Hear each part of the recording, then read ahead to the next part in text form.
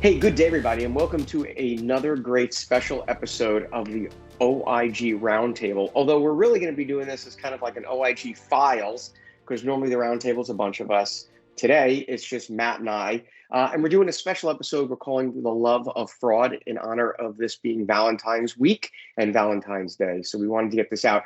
Wade and Jaysen couldn't make it. Not sure if they're celebrating Valentine's Day respectively with their spouses, with each other, whatever it may be. It's a busy time here at Advise, and oftentimes, while the road to hell is paved with good intention, we try very hard to have us all on these. But today it's Matt and I. I don't know if that means, Matt, that you and I are underassigned, or we just keep our promises to be part of the Love of Fraud, which we both love. So today's episode, really, we want to just spend a little bit of time talking about, through our careers, what was your favorite case and why, and what made it your favorite case, and the take homes from that. So Matt, I'll start with you. Sure. Tell me about it. All right. As they say, you always remember your first. And so this is my favorite case. It was my first healthcare case, my first interview, first time at trial, and it was a circus. And it started in, I hate to date myself, 1989. Just got out of FLETC and received a referral from the Office of Audit, which was rare in those days, showing that a DC psychiatrist was billing more than 24 hours in a day. And pretty blatantly, days in a row, 30 hours, 35 hours. So started putting that data together, found through the data that the services were taking place at the Washington Hospital Center, which is odd because he wasn't billing for hospital visits or medication management. He was billing for 45-minute psychotherapy sessions with folks that were inpatients at this hospital. So I went to the hospital, tried to find the records there, looked on and again, I'm dating myself, microfiche, to try and find the medical. Yes. Oh, and it was painstaking. Found a few of the records. Some of them I couldn't find. Turns out that there's more than one medical records room. There was more than one psychiatric ward. There were probably 7 of them within this hospital center. So found some, spoke to my boss, and he said, go and interview the provider, see what's going on. So I took Jim Kopf and myself. Jim Kopf was my mentoring agent, 17 years with the Bureau, had just joined the OIG in 1989 along with me. So we went to the provider's office, which turned out to be his home as well, in a mansion in Northwest DC, right on Embassy Row. Knocked on the door. Turns out his wife, who was also the billing clerk, answered the door.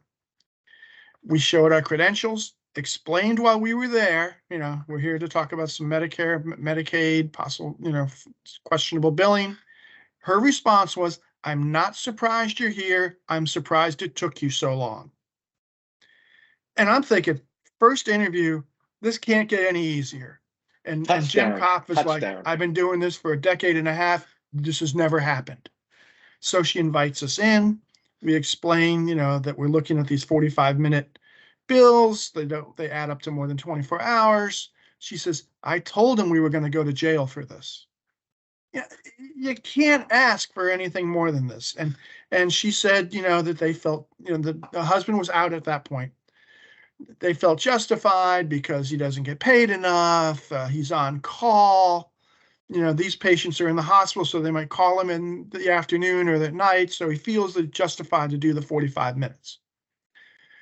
Husband comes in late, this is like 10 o'clock in the morning, 11 o'clock in the morning. He comes in and basically says the same thing, that he's a hardworking guy, but, the drop down is 45 minutes is billed unless I say otherwise. So he admits that his directions to his biller, who was his wife and also an outside biller, is 45 minutes unless he says otherwise. So we subpoena him for the records. He says, I don't have the records. They're all at the hospital. These are hospital patients. It's like, okay. So we go. I do some interviews at the hospital. I find that he's a morning guy. He was the morning guy. He'd show up about 8, do his rounds, leave about noon. He was available at night if they called him for medication management type of thing, or if someone, one of the patients was acting out, change the medication, that sort of thing, but never there more than 24 hours. Try to do surveillance, but again, really difficult because 7 different wards, you couldn't really follow him. Everything was locked up. Couldn't really get a handle on his exact whereabouts at any particular time. Ask for a medical review to be done by the carrier at that point. They do it. Find a 90% denial rate with progress notes such as patient seen in a catatonic state under a blanket, non-communicative, 45-minute psychotherapy billed that day. That sounds like a one-way. It sounds like a conversation with when you're trying to have a conversation with your significant other. Yeah, so just a 45-minute one-sided conversation that you're not going to win. Exactly. Yeah. So we're pretty strong. So we take it to the U.S. Attorney's Office. It gets accepted for civil prosecution. Because, underserved population in D.C., the services are being rendered, the patients are being taken care of to some degree. So it's accepted civilly. Meet with the attorneys, meet with the defendants. They refuse to settle. It goes through mediation, and they are just an angry couple. They're saying that her statements to us was because she thought we were the florists that were supposed to be delivering some flowers, and that we were late, and that's why she expected us to be there sooner. And just making this stuff up. It goes all the way to a civil trial, and this is after years, literally years of back and forth on motions to dismiss, motions to do this, depositions, both sides. Goes to trial. 3 days before the trial, he fires his attorneys because they want him to settle. So he brings in his daughter, who becomes his attorney. She has no courtroom experience. She is a regulatory attorney. And this is when the circus starts, So I'm on the stand and I answer some questions. And after I answer them, she objects. And the judge is like, you're supposed to object after the question, not the answer. But what is your objection? She says, he's being prejudicial to my client. And the judge looks at her and says, he's supposed to be.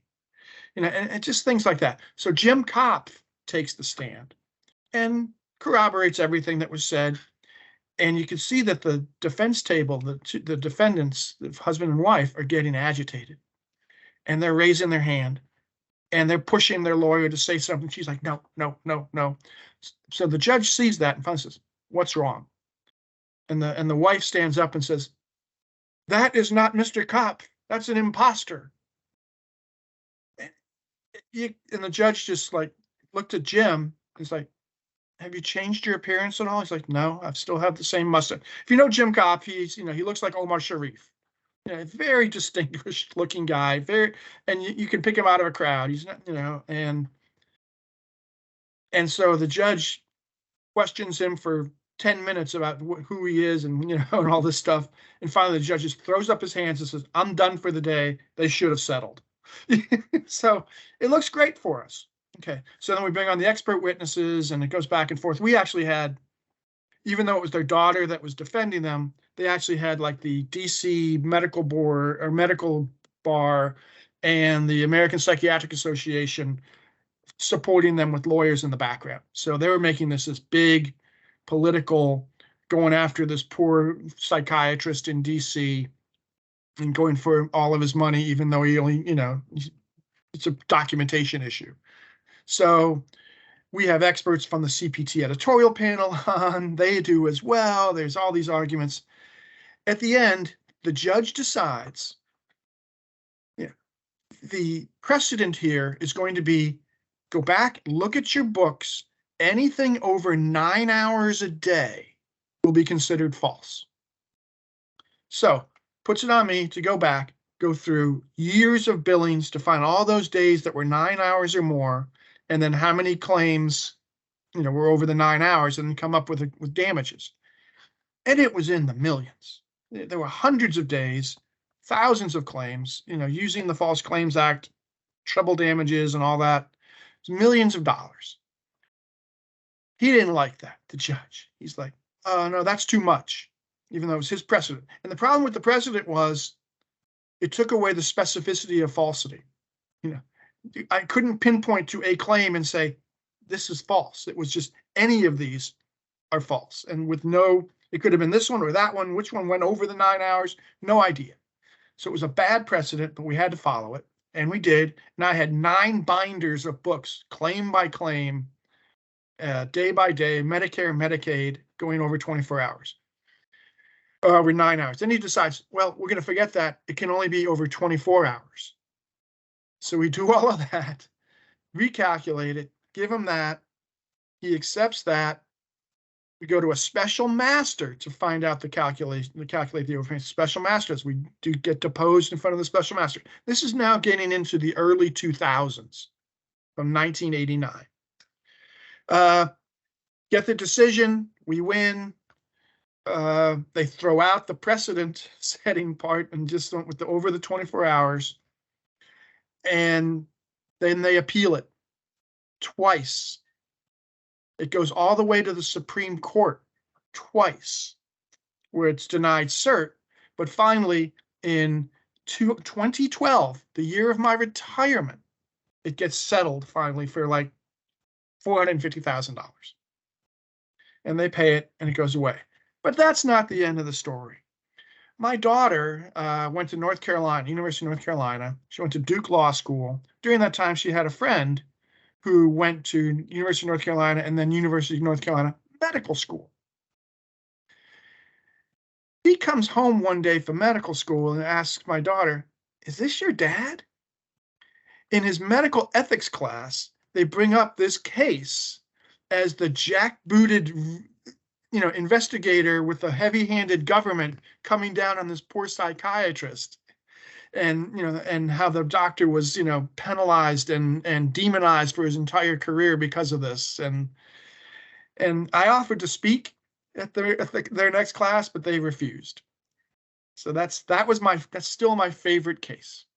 So, there's a couple of interesting things that come out of that. So first, when you're talking about 1989 and data analytics, and you and I both know that, those early days of data and the software platform that we used, which was called Argus, which was pretty atrocious. It was really a data dump with an access overlay, which allowed you to run a handful of queries, and then everything had to be spit out in a paper report.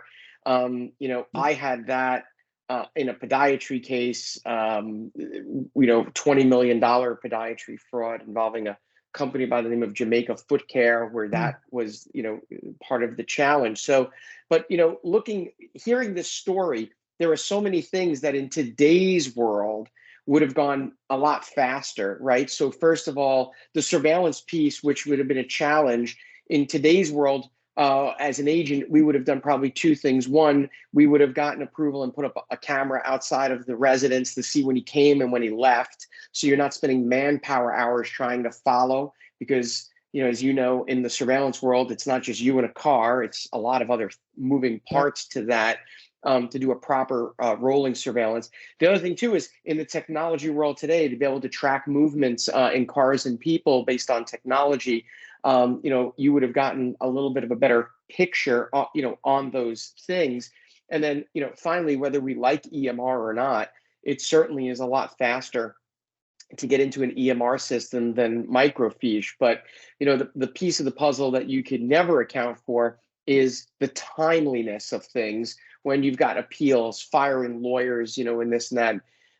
We've all worked on cases where people have fired their lawyers 2 and 3 and 4 times, and that just sets the time back. Was from what I'm gathering from what you just described, was this a bench trial? Yes, it was a bench trial. Yeah. So, right in civil world, I had one civil trial in my career on a Stark Act violation, which sort of compounded the issue because civil false claims cases don't typically go to trial. And then you throw on something like the Stark Act, which nobody seems to understand, including potentially the people that wrote it. Stark.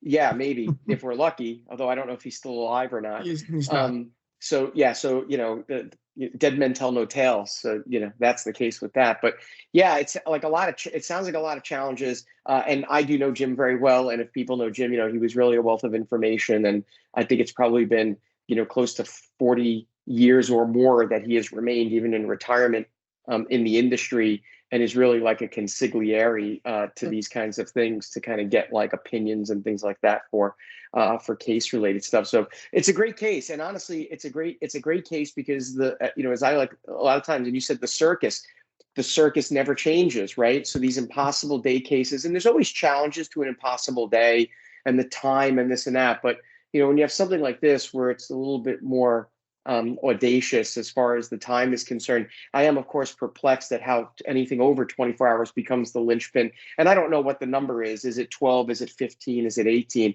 But certainly anything over 24 is problematic, right? Their own experts, and that's what the judge based the precedent on. When he said you can't do more than 12 of these a day, or else your brain becomes pudding. So 45 minutes is 9 hours. Right. That's how they Yeah. came up with that precedent. Yeah, it's really interesting. So the case that I'm going to talk about also has an impossible day component to it, but it's going to be podiatry. So we've got our LinkedIn Live that's gone on with where we talked about podiatry fraud schemes and some of the things that are just nuanced to those. I worked on probably a dozen or so criminal civil podiatry cases in my career. My first one was a case on this provider group called Jamaica Foot Care, which wasn't my favorite. It was the very first one that I did in podiatry. It was a 3-month trial, $20 million. 4 defendants went on trial, but it was my first case in the podiatry world. My favorite one, though, occurred in around 2005, 2006 in New Jersey. I had just transferred to New Jersey from the New York office a couple of years before, and it involved a podiatrist by the name of Ming Tung, who was in Central Jersey. And the allegation that we had gotten was that he was rendering routine foot care to patients who didn't need it and was doing it in the community room of senior citizen buildings. The complainant in the case happened to be his biller, who he had been harassing for quite some time in one way or another, and it ultimately fired, just prior to. And the case was that he was going to these senior citizen buildings and he was providing routine foot care to patients that didn't need it, waiving co-pays and the like. For me, it was my favorite case because it really had all of the hallmarks of the traditional frauds, but the investigative techniques were kind of the things that made it. Early on, we identified the buildings that he was going to, and you would see, all the beneficiaries. He would have 15 or 20 in a building. Go out and do interviews and find very quickly what the scheme was. Talk to the people that work at the building, social workers, community service people, and the like. I actually got to a point where I figured out through his schedule on the billings, but also from talking to the people at these facilities, what day he went to buildings, because he would go 5 days out of the week. He would go to different buildings, and following him around, that became a challenge because he would sometimes drive. He'd get onto the highway and he would drive, you'd lose him. It's a challenge sometimes. But ultimately what we did was we got the community manager or the social worker in the building to agree to allow us to install a camera in the public area of the community room without audio. Now, there were no HIPAA issues really because he's out in the community room. There was no privacy. There was no, in the Fourth Amendment world, the reasonable expectation of privacy. He was in an open space in the community room where anybody could partake in that. And in fact, we made very sure that there wasn't a separate room. He was, literally sitting in the public space. And what was unique for him, he would set up 4 chairs. And he would put a patient in each chair, and then he would jump from chair to chair to see the patients. And the patients would line up knowing that he was coming because it was first come, first serve. And he would show up with his little toolkit, not clean the instruments in between each visit with anything other than an alcohol wipe. So there was no autoclave or anything like that. And he would, just jump back and forth. He had a resident of the building, an older woman, was kind of the police officer. So she would kind of control, oh, you sit here, you sit there. And then while people were getting their routine foot care, she would take out the vacuum. And after every 3 or 4 patients, she would vacuum up the space around where he was sitting. One of the things that was interesting about this guy, well, there were a lot of things interesting, was first and foremost, is that at the time, the Medicare, the CMS rule on submitting claims was 18 months. It wasn't the 12-month and then you're done. It was 18 months. And if you remember, after 12 months, it was at a reduced reimbursement. He routinely would submit his claims after a year for patients and did it, according to the biller, to help to alleviate the potential of him being notified or being identified, rather, because it was such a lag. The biller, by the way, worked for him out of his home in a home office. And what she had were original Post-it notes that he gave her of explaining how to rotate the codes to ensure payment for the routine foot care, to circumvent the 60 or the 61-day rule that existed. So she had a stack of Post-its that would show month 1, bill this, month 2, bill this, month 3, bill this, that you can clearly see. And in looking at the billings, you can kind of see it, but it was much more obvious when you matched the documents up. And so, as time went on, we're doing all these interviews. I'm interviewing patients who are saying, no, he never collected a copay from me. He just charged what he charged. And I would say, well, did you need a home visit? No, but why would I go to the salon down the street when I can have a doctor clip my nails? And these were really out of convenience. He was billing for home visits, E&Ms on top of it every month. So he would bill an E&M with that home visit, with the debridement code or what have you. And so one of the things that we did, which was sort of the early days of data analytics, was we looked at Part B claims, that B as in boy, that he submitted to Part A claims under the home health benefit, under the assumption that while at that time the Part B regs regarding home visits were not that great, you had to have a medical necessity in the record to justify the reason for the home visit. And what a lot of people didn't understand was, why was he bothering to do all of this? Because it pays less than an office visit, because your the RUG calculation, because you don't have the overhead or this and that. But it was volume based. Yeah. But it's also, he was capturing an audience that he would have never gotten. His office was in Jersey City, and that was really, he was only there a half a day out of the week, but he was traveling all through Middlesex County, New Jersey, down into Ocean County. He was traveling to locations where he would never be able to get that captured audience. So while he was getting less money per visit, at least on these, and these were fraudulent E&Ms, while he was getting less money on these E&Ms, he was certainly able to stack the deck on what he was getting as the services. And so, we learned very quickly that most of these people had no medical conditions that would have precipitated needing to get the podiatry care to begin with. Certainly not the home visit piece of the puzzle, but it was, you've got a captured audience to be able to get the E&Ms, in. None of these people were any problems. But so we did an analytic review where we looked at over a 5 or so year period, how many unique Medicare beneficiaries did he treat, and how many of that population were also getting home health. And for the 4 years we looked at, I think we looked at years 2001 to 2004, he had roughly a 10% overlap. So theoretically, the argument is that, you don't want to necessarily argue too much, but at least argue that at least 10% of his E&Ms, or 10% of his home visits, might have been legitimate in some way, shape, or form, because these people were getting home health, they couldn't go out. So there might have been some argument, but 90% of the home visits, people were going to their other doctors freely. The simple analytic is you pull the billing history for one patient and you see every other doctor that's billing is billing for an office visit, place of service 11, right? So it's an office-based visit versus place of service 12 or something like that. And so we do a search warrant at his residence and find, altered records, find more of these notes, all of this stuff. And ultimately we do the search warrant. We're kind of, still working to build the case.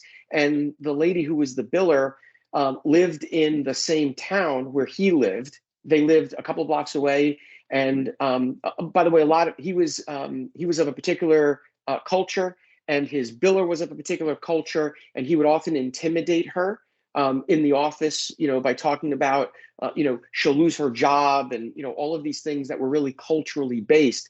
The reason I bring this up, and I wouldn't normally bring this up, is that after this all kind of exploded, he came to the conclusion that the person who was the witness was his former biller. And she started to call me and tell me that she would put her garbage out on Tuesday nights, and on Wednesday mornings or Thursday nights for Friday garbage pickup, she would look out and see that her garbage was missing, but the garbage hadn't come. And then about a week after her garbage would be stolen, she would get an envelope in the mail that would be addressed to either her or her husband. And when she would open the envelope, it would be a piece of paper where in Chinese characters, it was almost like a ransom note. There would be on the piece of paper letters cut out from Chinese language magazines. And it would talk about how the person's, I know you're cheating on your husband. I know that you're abusing your children, like all of these sort of things, to just sort of threaten her, not with like stay away from the authorities or anything like that, but just these. And it went on for, a couple of weeks. Because at first I thought, before the letters came, the garbage disappeared. And then like later on, these letters started showing up. So we put a camera in her master bedroom, which faced the front of her house. And, lo and behold, early one Friday morning or Wednesday morning, whatever, a car pulls up, and, you could tell that it was a black BMW. You couldn't see the plate number or anything like that. And, an individual gets out of the car with a particular type of gait, grabs the garbage, throws it in their trunk, and drives away. And I recognized the gait because I had followed Dr. Tung around, and I had video of him. So he had a unique gait. He either had a bad hip or a bad knee, and so he favored when he walked. And the individual in that car was that. Well, so the lady, the former biller, called me up, and she said he was just here, and it was a black BMW. And so I go to her house. I look at the video very quickly. I go to the doctor's house because he lived a couple blocks away. And in the driveway was a black BMW registered to the son. I didn't know at the time. I ran the plate, found the address for the son, drove to the son's house, and his car was in the driveway of the son's house. And I just sat at the house for a little bit, and I watched him get in the car to confirm that it wasn't the son, right? And yeah, ultimately at the end of the day, he pleaded guilty to the healthcare fraud. He did a global resolution, criminal and civil, took a permanent exclusion, voluntarily surrendered his license, paid, I think it was something like $6 or $8 million. A portion of that was civil, some of it was criminal, did go to jail, was not charged separately with the obstruction, but took on his plea agreement under the U.S. sentencing guidelines, took the enhancement that's out there for the obstruction through kind of the witness tampering or the witness intimidation. So, it was my favorite case because it was a traditional healthcare fraud case. It required the review of NCDs and LCDs and medical records, but it also, involved a lot of the law enforcement things that we would do. It was a lot of interviews, a lot of surveillance, putting in covert recording equipment to be able to confirm some of the things. And I know you and I spoke recently about a case out in the West Coast involving an agent that had worked on a similar case. Yep. And that case, I actually used a lot of the information that I learned from that case and some of the investigative techniques to bring into my case. So, the collaboration and speaking to other agents back then, where you had that kind of one-on-one ability and that knowledge base was super valuable to me. I do talk about this case during a lot of our advised presentations where we talk a lot about the importance of data analytics in the SIU space. And I do use the HHA, home health, and the Part B as kind of an old example, but a certainly relevant one of simplicity. But, and I think in today's world, a lot of the techniques that you could have employed in your case in 1989 that I sort of was able to employ on my case in the mid 2000s certainly would be standard operating procedure now. So, Yep. I think it gets back to a lot of these fraud schemes as they morph and grow, the schemes stay the same. The ability to do the techniques and the investigative stuff, really does come through. And I know you're going to be writing a blog on that case a little bit and talking about that a little bit. Different case, but another psych case, but more with psychiatric hospitals. Yeah. Yeah, but kind of that, in that same vein. Mhm. So not that specific case, but in that same vein, of that. So look, these are great stories. We could probably talk about, I probably have 100. And I will say briefly, if Jaysen were here, I know that his favorite case would have been my first case that I got to work as a new agent with him on Staten Island, involving an ophthalmologist who built the Medicare program for $8 million. Patient harm issues were there along the way. I know it'll certainly be one of his favorite cases because he grew up on Staten Island and he got to spend 3 or 4 days a week doing a tour of all of the great eateries on Staten Island that he enjoyed. But we can certainly address that another time. So Did anything happen with the homes that these folks were at? I mean, they probably liked the fact that this podiatrist was coming in and taking care of their clientele. I mean, did they have a contract with them? Yeah, it's a great. So there was no real written contract with those facilities, or I should say, with the homes. There were contracts with nursing homes where he was doing essentially the same thing, and we had a lot of people that had indicated that. And he lost those contracts, obviously, with the prosecutions and what have you. But in the world of senior citizen independent living buildings that get government funding, there are often mandates that the social services of the buildings provide some level of community-based presentations, care. And so, it's not just podiatry. You see optometrists coming in with their portable things. You see internal medicine doctors coming in. It's kind of a prevalent thing. And there is obviously a real specific need for people who are not in a nursing home or necessarily an assisted living facility, where they're in an independent scenario where these kinds of items and services and procedures that can be done are really a gap bridging for access to care, right? And what we consider now to be these social determinants of care, but also the social detriments to care along the way. And Justine Solar and I just talked about that on a recent podcast that we did. So there's certainly a lot of benefits to this community and home-based level of service. But at the end of the day, the people that run these buildings and these facilities, they don't know what the right and the wrong is. They just know that there's a communal need that that needs to be met. So I think I probably got 3 or 4 complaints after this case from people that worked in these buildings about other providers, and do you think they're doing anything right or doing anything wrong? We saw this a little bit in the beginning when Medicare came out with the Welcome to Medicare and the annual wellness exams. Right. I think there was this general feeling that doing the Welcome to Medicare or the annual wellness exams requires the provider to touch the patient and examine them. And it's really not. It's a conversation and a checklist in this. And so, that kind of became a thing for a while as well. So, we could talk about these kind of cases forever, right? Because they really are the same. Yep. So, yes, this was great, Matt. I think we went over a little bit, but it's always fun to talk about what your favorite cases were, because the things that we know that happened 25 years ago, they really do continue to work. They really are the same things, and it's really just how much better are we at being able to investigate and adjudicate and get them resolved. Obviously, for you, 22 or 23 years is a potentially a long time, but stranger things have happened, right? Yes. Oh yeah. So yeah. Well, thanks everybody. We're out of time. I appreciate everybody again joining us for these podcasts. We again really like doing them. You can catch them on our YouTube channel. Just search for us on YouTube. You can get them on all of the podcasting platforms and apps that are out there. And again, if you're not getting our newsletter, if you're not seeing this stuff to the level that you'd like to, please let us know by sending us an email at hello@advise, ADVIZE, health1word.com. You can get on our newsletter, which every week we put out and has links to all of these on top of it. We look forward to presenting more LinkedIn Live and more topics of interest on this. So thanks again, and we'll see you next time. And happy Valentine's Day. Happy Valentine's Day.